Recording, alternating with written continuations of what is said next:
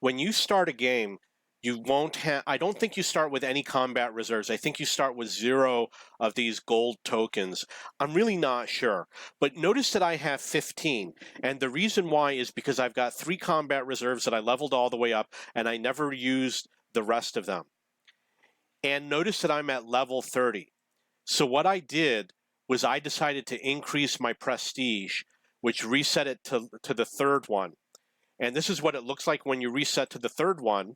And then it looks like this, but notice it dropped me down to 1 of these little tokens, and I have no combat reserves. So remember that when you flip it over. Now, the other thing that happens is once I went from 3 to 4, you could only be 2 prestige levels beyond what is permitted for that event.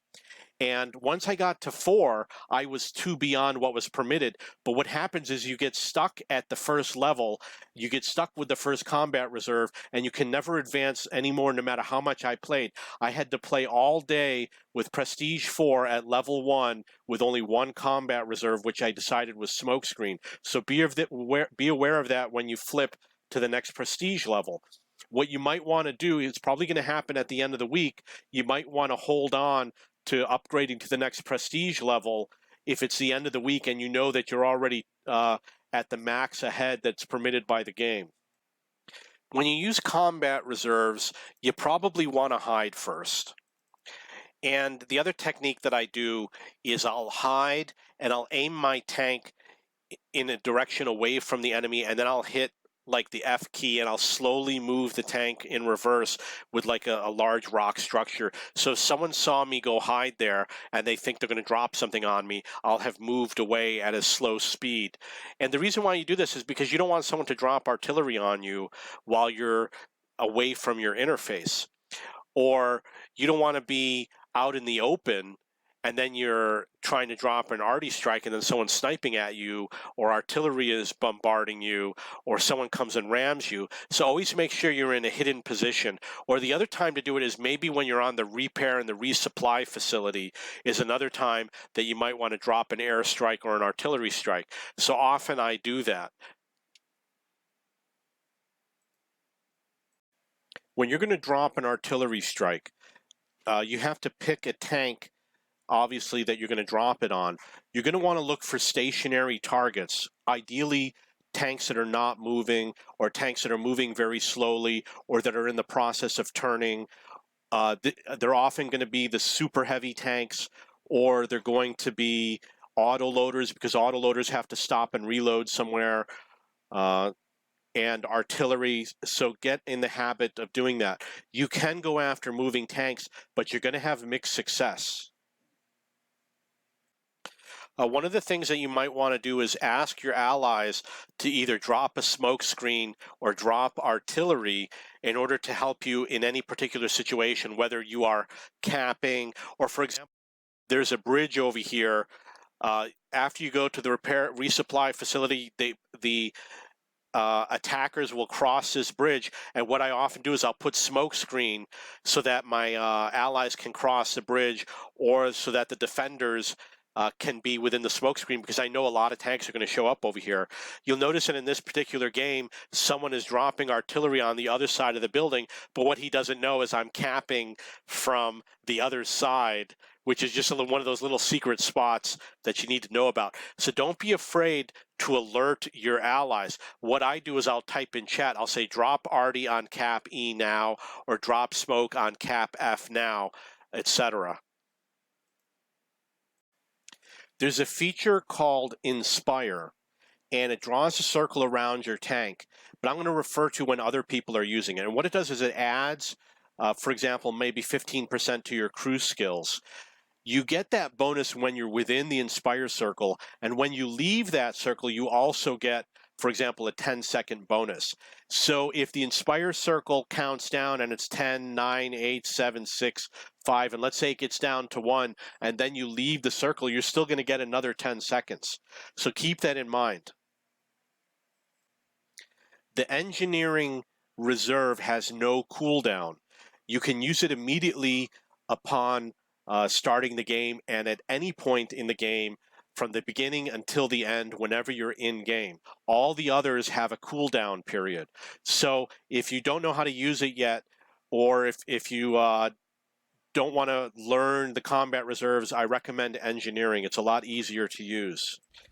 When you choose your combat reserves, make sure you do so carefully in the order that you add them. And the reason why is because if you add Smokescreen, and let's say you have 10 different tanks, I probably have like 20 or 30 tier 8 tanks. If you add it and then later on say, oh, I don't want this to be my primary combat reserve, you have to manually go to every single tank, and it's a pain to change the ordering. It is absolutely a pain in the neck. It takes a long time. It could take 10 or 15 minutes to go through and reorder everything, and it's very slow. So make sure you choose very carefully the order that you pick each one. The first one you pick will be used on every tank, and the third one you pick will be used on light tanks, and the second one you pick will be picked on the tanks that support 2. Some of the tanks, I believe heavy tanks, might only support 1. When I first started playing Frontlines, I used artillery strike and air strike and then engineering. And, you know, it was fine at first. And I did have a game where I did 750 damage with an artillery strike. But overall, I think, and it might not be true for every player, because obviously with SPG, you might want airstrike and artillery strike. But overall, I've changed. And now what I think is the best one is Smokescreen. And I make this the first on all of my vehicles because I have a capping strategy. My strategy is to win the game. It's not to earn prestige. It's not to become general. It's not to get EXP. It's not to kill. It's not to do damage. It's to win the game. So I use Smokescreen, number 1, in order to protect the cap. And I use Recon Flight, number 2, and I use Engineering, number 3. I have never used Inspire, not a single time, out of hundreds of games. So I think you might change your strategy as you're playing. The other reason why I tried Smokescreen is because I'm trying to get more EXP from assistance damage, which you can earn with Recon Flight and Smokescreen, and I think you can earn it also with Inspire. And I've been practicing, and I haven't really gotten there yet. I've done lots of Recon Flights which don't do any damage, and Smokescreen, you know, a lot of times I really don't get any assistance damage. But I'm learning how to play it, and I want to release a video which is going to show how to use Smokescreen, where to lay it down, all the different techniques on how to do it. It is the most complicated of all of the different combat reserves, and I'm not the only one. I heard another YouTuber also identify the same thing, that he believes that Smokescreen is the best one. But you know, it took me a while to figure out how flexible it is and how important it is. In the game, you have various combat reserves such as the airstrike, the artillery strike, engineering, Inspire, etc. So one of the tips that I have, if you're using something like airstrike or artillery strike, you want to use it as quickly as possible if there's a good chance you might die. So what I do is, when I do use these, I don't use them anymore, but when I did, as soon as they became available, I would make use of them. Now, it's true that there's strategic times to use them, such as if you want to reset a cap. However, in general, get in the habit of using them quickly, because if you die, then you lose the ability to use them. The same is obviously going to be true for things like Recon Flight and Smokescreen. One of the other things that I do, I try to make sure that I'm in a safe place before I use these, like I'll hide behind an object, or I put my vehicle on auto using either the R key or the F key, the auto throttle, moving at a slow speed, at the slowest speed. So this way, while I'm using this mode, it decreases the chance that someone else will attack me. So now we have Inspire I've never used. Engineering is good because it's always working. You don't have to turn it on and off. So of all of these features, if you don't know which one to use engineering.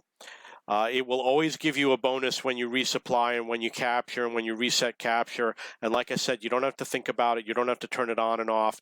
And it works immediately when you start the game. So this is a good combat reserve to start with.